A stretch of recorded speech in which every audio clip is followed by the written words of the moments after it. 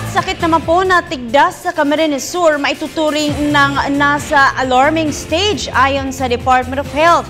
Kaukulang hakbang upang mapigilan ang paglala nito, ipinatubad na. Ang ulat ng balita niya mula sa aming kasamang si Grace Rifama-Simando ng Radyo ng Bayan Naga. Kasalukuyang may halos 20 pasyente sa sakit na tigdas ang nakakonfine ngayon sa Bicol Medical Center. 10 nito ay mga adults at ang 8 ay mga bata.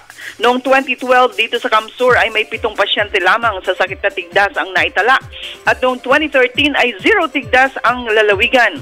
Kaya't pahayag ng Department of Health, ang kasalukuyang bilang ng kaso ng sakit na tigdas sa lalawigan ay may tuturing na nilang alarming stage dahil ito ang kauna-unahang ang Bicol Medical Center ay makapag-admit ng mahigit sa 10 pasyente sa sakit na tigdas.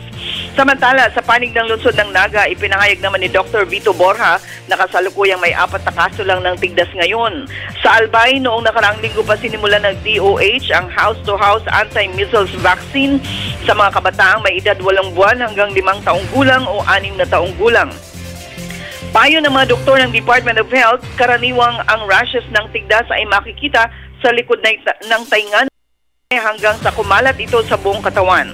Paalaala sa lahat ng mamamayan na maging alerto at alisto sa pagpapakonsulta oras na may lagnat ang isang kasambahay. Radyo ng Bayan Naga, Grace Rifama-Simando para sa Telebisyon ng Bayan.